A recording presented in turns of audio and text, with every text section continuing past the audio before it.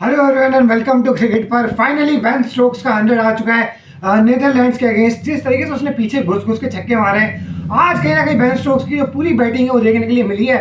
Finally जो एक बड़ा प्लान था जॉश बटलर का कि जो जो बेन स्टोक्स की लेगेसी है उसको घुसा दूं मैं बुरी तरीके से। जो 2019 के वर्ल्ड कप के साथ बेन स्टोक्स की एक लेगेसी अटैच थी, जिस तरीके से उसने वो जिस तरीके से मतलब वो सुपर ओवर में खेला, जिस तरीके से ओवरऑल बैटिंग करी उसने, सुपर हीरो था वो, मतलब उस वर्ल्ड कप का वो through out the world cup कहीं ना कहीं इंपॉर्टेंट नॉक्स खेले और फाइनल में एक इंपॉर्टेंट नॉक खेला। वहां से उसकी जो लेगेसी वो अटैच थी बेन स्टोक्स की, और ये एक मास्टर प्लान था बटलर का पूरा कि इंडिया में लाया जाए और 10वें नंबर पे फिनिश कराया जाए। बट बेन स्टोक्स शाना निकला। उसने कहा यार नेदरलैंड्स के खिलाफ तो नेदरलैंड्स के खिलाफ 100 तो मैं करूंगा। वैसे यार ये भी भाई क्या लेगेसी है बेन स्टोक्स की कि अब ऐसे याद करेंगे बेन स्टोक्स को कि यार वो इंग्लैंड की टीम जो थी बिल्कुल आईसीयू में पड़ी हुई थी 10वें नंबर पे, और वहां पर आकर जो है 5-6 विकेट गिर गई थी 191 पे। तो वहां पर जो है बेन स्टोक्स ने फिर एक बहुत ही शानदार 100 मारा और एक बहुत ही बड़ा 100 मारा, और ये अब लेगेसी है बेन स्टोक्स की। अब यार ये जोश बटलर ने ठीक नहीं करा, और जॉश बटलर कहीं ना नए नए तरीके ढूंढ रहा है कि क्रिकेट में आप आउट कैसे कैसे हो सकते हो। चाहे वो कुलदीप की बॉल पे स्क्वायर हो जाए तो आप पीछे ऐसे पीछे करके कैसे आउट हो सकते हो। ठीक है, एक स्टेप आपने एक डांस स्टेप परफॉर्म कर लिया आपने। इसके अलावा वही वाला पॉइंट है कि अगर हम बात करें तो नवीन उलक की बॉल पड़ के अंदर आएगी तो आप कैसे आउट हो सकते हो। इसके अलावा अगर बात करें तो आज पॉल वैन मिकेलन की आगे डाली हुई बॉल होगी, गुड लेंथ की बॉल होगी, उसको आप मिड ऑन के ऊपर से टपाना चाह रहे हो कि आपके बैट के टो एंड पे लगेगा और आपके बैट में जो है बल्ला पूरा घूम जाएगा, ऐसे आप आउट हो सकते हो। तो बेसिकली जॉश बटलर इंडिया में आया है ठीक से लिखने के लिए कि मोड ऑफ डिस्मिसल कितने हो सकते हैं एक बैटर जो क्रिकेटर में अचीव कर सकता है। तो कांग्रेचुलेशन यार जॉश बटलर को भी कि वो पीएचडी जो है अपनी कंप्लीट कर लेंगे ऐसी जब ये वर्ल्ड कप खत्म होगा 19 तारीख को। जैसा सर जो है वो साथ साथ ट्रॉफी तो हैंड ओवर कर ही रहे होंगे रोहित को। इसके अलावा जो है वो जॉश बटलर को एक पीएचडी का सर्टिफिकेट दे रहे होंगे कि सर आपने हर एक वो तरीका जो क्रिकेट में आउट होने का होता है आपने वो फाइंड कर लिया है। मतलब आप भाई यार इतना भी क्या हो गया यार, बिल्कुल ही रन नहीं आ रहे जॉश बटलर के। अच्छा जो लोग ये कह रहे हैं ना, अरे यार ये जॉश बटलर तो T20 का प्लेयर है, चुप हो जाओ यार, कुछ पता है होता नहीं है तुम लोगों को। ठीक है अभी तक ओडीआई की कोई बहुत इंपैक्टफुल इनिंग नहीं आई, पर भाई उसके पास सारे शॉट्स हैं। ये अब दिक्कत ये होता है ना कि जब आपके पास सारे शॉट्स होते हैं तो कौन सा सही है किस टाइम पे खेलना, ये आपके साथ परेशानी आ जाती है। आई मीन थोड़ा टाइम बंदे को ले लेना चाहिए, तो इतनी क्या जल्दी मच जाती है। सेम चीज ऐसी हुई थी जब एडम जंपा ने 7 समथिंग बॉल खेली थी, 7-8 बॉल जॉश बटलर ने 280 समथिंग का चेज था यार। जॉश बटलर एक सेट जॉश बटलर के लिए अगर 9 रन पर ओवर की भी एवरेज है 10 ओवर तक, तो कौन सी आग लग गई साली कि वो जॉश बटलर नहीं कर सकता। और वहां पे तो रन रेट इतना ऊपर भी नहीं था, 286 का ही चेज था। अच्छा ये ऑस्ट्रेलिया वाला जो मैच मरवाया है ना, ये असली मरवाया तो बेन स्टोक्स नहीं है, बट देखो एटलीस्ट उन्होंने उस वाले इनिंग में अगर हम बात करें बेन स्टोक्स ने टॉयल तो करा था ना कि यार मैं लंबा लेके जाऊंगा। हाँ तो मैं ये बात कर रहा था कि जॉश बटलर उस मैच में भी 7 बॉलें खेल ली, उसके बाद एक वो फ्लाइट टिट से डिलीवरी। अगर हम बात करें एडम जंपा की लैच ऑन करने के लिए क्या मैं ऊपर से मार दूंगा, मतलब लग ही नहीं रहा यार। जॉश बटलर का तो पूरा ही वर्ल्ड कप जो है घुस गया, कुछ आया ही नहीं निकल गया जॉश बटलर के इस वर्ल्ड कप में से। इंग्लैंड बस अब वो उसके लिए लड़ रही है, ये जो लड़ाई हो रही है ना, ये एमसी में महाराष्ट्र क्रिकेट एसोसिएशन का जो पुणे का ग्राउंड है, स्पिनर्स के लिए तो बहुत ज़्यादा असिस्टेंस है नहीं। जो इस ग्राउंड में बेसिकली अगर देखा जाए तो इसमें लड़ाई इसलिए हो रही है कि वो चैंपियंस ट्रॉफी कौन खेलेगा, जो कि ऑब्वियसली यूएई में होने वाली है। तो उसी के ऊपर सारी चीज़ें तो जो है चल रही है 2025 की चैंपियंस ट्रॉफी के लिए कि मैं खेलूंगा तू खेलेगा। वहाँ पर जॉश बटलर लगा पड़ा है कि स्क्वाड एडवर्स लगा पड़ा है यार, मेरी 250 है तेरी तो 2 भी नहीं है।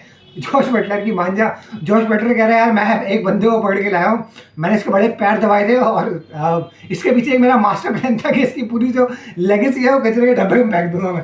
अरे यार भाई ऐसा मास्टर प्लान, ऐसी कॉन्स्पिरेसी थ्योरी बनाई दी मैंने, पूछो मत। ये कॉन्स्पिरेसी थ्योरी भी मिल जाती है आपको क्रिकेट पर के ऊपर, अगर आप अगर आप चाहने वाले हो कॉन्स्पिरेसी थ्योरीज के और आपको कॉन्स्पिरेसी थ्योरीज पसंद है तो क्रिकेट की कॉन्स्पिरेसी थ्योरी आपको क्रिकेट पर में मिल जाएगी। आ जाते हैं इसके आगे। डेविड मलान काफी अच्छा खेला यार। एक तो लोगान वैन बीक ने पहला जो उसका शॉट था चौके वाला, बिल्कुल इसके मुंह बिल्कुल पैडों पे रख के दिया है कि तू बस बेटा इसको फ्लिक कर दो किसी तरीके से। इसके अलावा यार ड्राइव्स तो बहुत खाई, स्विंग के लिए देखा था शुरुआत में लोगान वैन बीक, और इसी चक्कर में बॉलों को आगे भी रखा था, बहुत ड्राइव खाई यार। बड़ा एलिगेंट लगता है, मतलब उसका जो हैंड का एक्सटेंशन होता है ना बॉडी से बड़ा क्लोज जाता है।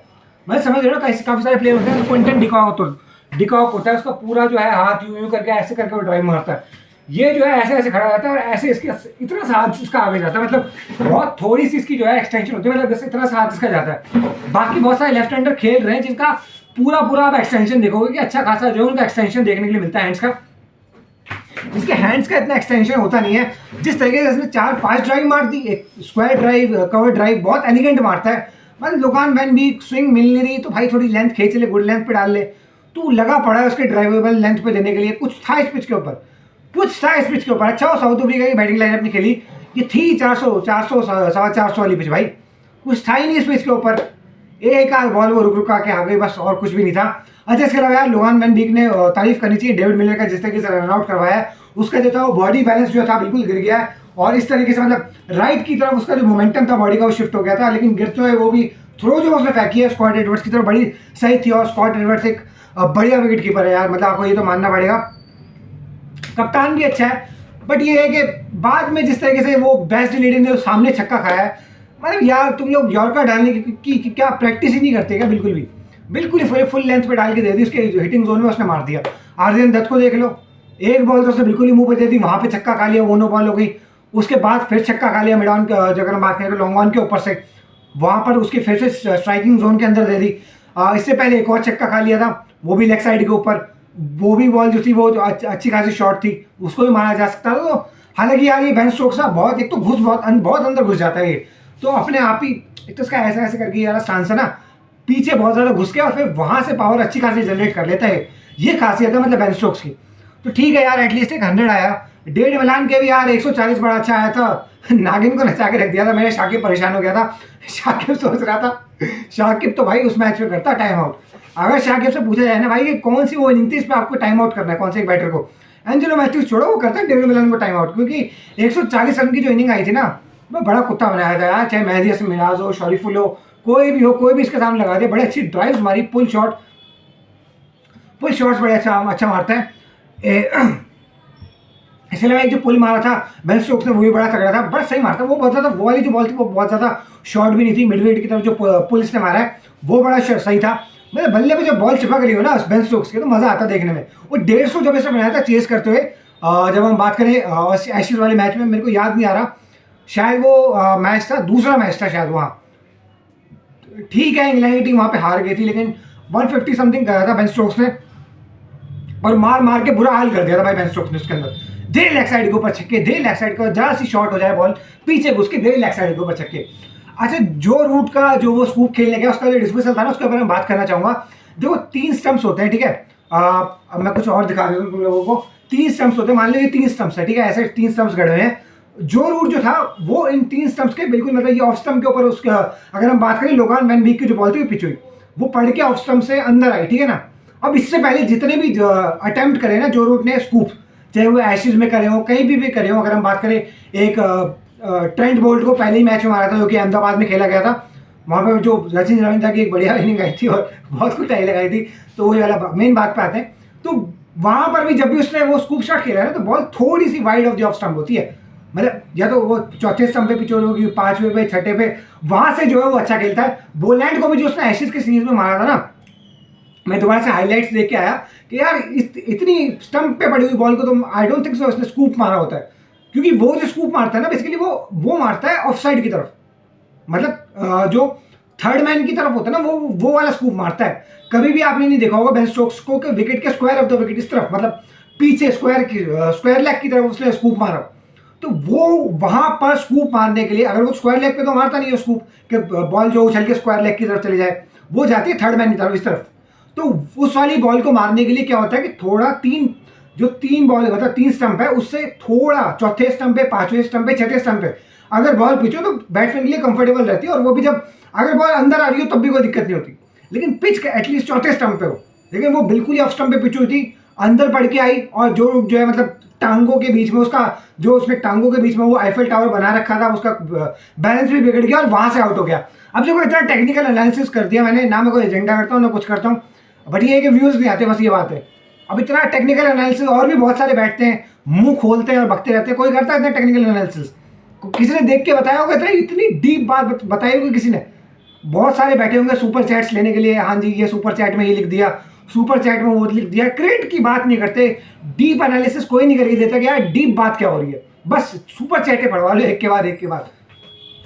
इसके अलावा यार बात कर लेते हैं हैरी ब्रूक की। बेस्ट डे लीडर की बॉल थी, अच्छी शॉर्ट बॉल थी यार, मतलब इतना भी नहीं था कि खेली नहीं जा सकती थी, लेकिन अच्छी ऑकवर्ड अगर हम बात करें लेंथ पे वो बॉल थी। बट यार उसमें एक चीज़ समझनी पड़ेगी कि हैरी ब्रूक का जो वो डिसमिसल है ना, उसमें वो बॉल की लाइन के नीचे, मतलब तो उसका सर जो था वो बिल्कुल ही जब कांटेक्ट हुआ बैट के ऊपर, तो मैंने देखा बार बार रिप्ले में, जस्ट जो स्टिकर होता है ना वो रेड रंग का, इनके बैट के, इसके बैट के ऊपर रेड रंग का स्टिकर, जस्ट उसके वहाँ पे इम्पैक्ट हुआ बॉल का बैट के ऊपर, तो वहाँ से ऑब्वियसली एलिवेशन तो जनरेट होनी थी बहुत ज़्यादा, लेकिन पावर जनरेट नहीं हुई, वो फोर्स जनरेट नहीं हुआ कि वो टप जाती बाउंड्री के ऊपर से, और वहाँ से हैरी ब्रूक बॉल की लाइन के नीचे सही से नहीं आया।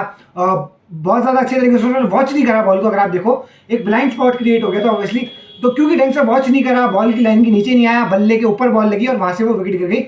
बेस्ट लीडर की यार वो एक अच्छी बॉल थी। देखो ये लोगान वैन बीक हो गए, बेस्ट लीडर हो गए, दोनों बैटिंग से भी परफॉर्म कर लेते हैं, बॉलिंग से भी परफॉर्म कर लेते हैं। आप कह सकते हो कि यार मीडियोकर से हैं ये और वो है, बट यार अपने हिसाब से, अपने एक्सपोजर के हिसाब से तो बहुत ठीक है, अपने एक्सपोजर के हिसाब से बहुत अच्छे हैं। अच्छा एक जो आज जो क्रिस वोक्स ने 50 करा, एक जो फेवरेट शॉट था मेरा वो था कि बेस्ट लीडर ने स्लोअर जो है स्लोअर बाउंसर डाली, उसने शफल करके जो है ऊपर से कट मार दिया क्रिस वोक्स ने, और पता नहीं क्या उसके बाद वो बता रहा था कौन से मैथ की थ्योरी एल्गोरिदम बता रहा था, स्टेटिस्टिक्स बता रहा था उसको बेस्ट लीडर क्रिस वोक्स को।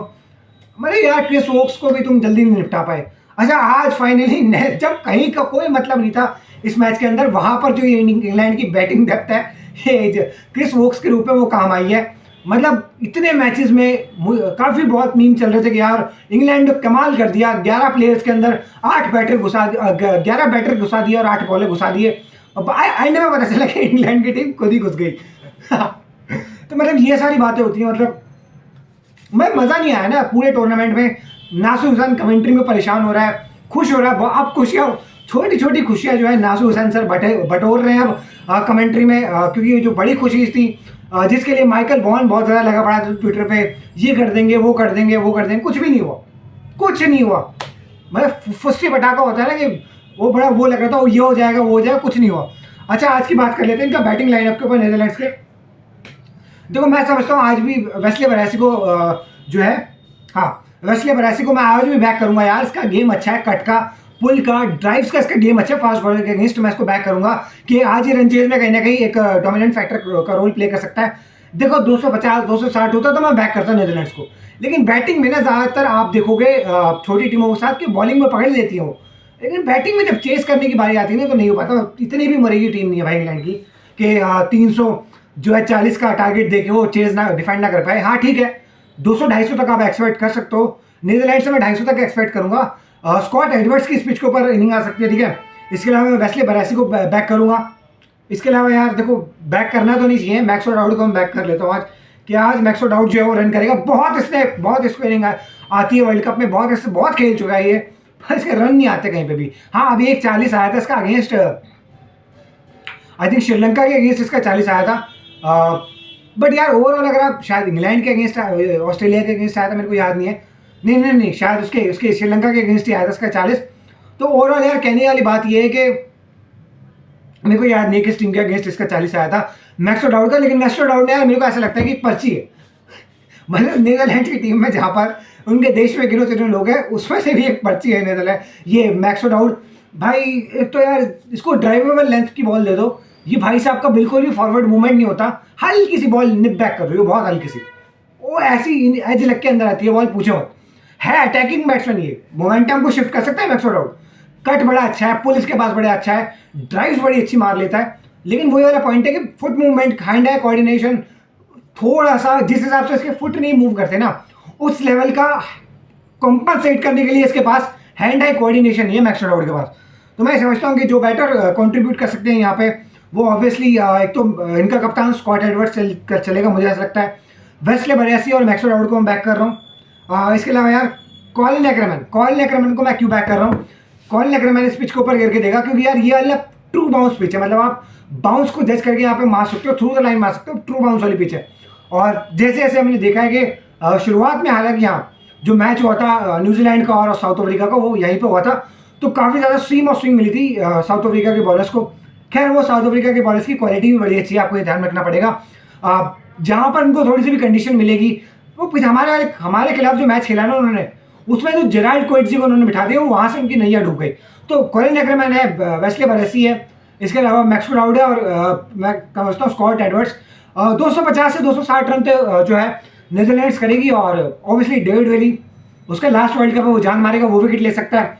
इसके अलावा मुझे लगता है कि यहाँ पर राशिद खान वो विकेट ले सकता है, आदिल रशीद जो है वो विकेट ले सकता है। आज वुड को खिलाया इन लोगों ने।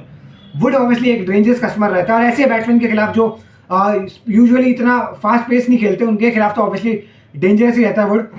तो वुड को खिलाया है कि नहीं? Would would would would would would would ठीक है, वुड ही नहीं खेल रहा, तो वुड है नहीं आज, तो देख लेते हैं। एटकिंसन को खिलाया हुआ है, तो ठीक है, मतलब वुड होता तो मैं उसको बैक करता। आज जो है भाई तुम इसको ले लो, डेविड विली, आदिल रशीद जो है मेरे हिसाब से ये दो परफॉर्मर होंगे जो कि विकेट निकाल सकते हैं अच्छी खासी, मतलब 4 से 5 विकेट हाउल भी ले सकते हैं।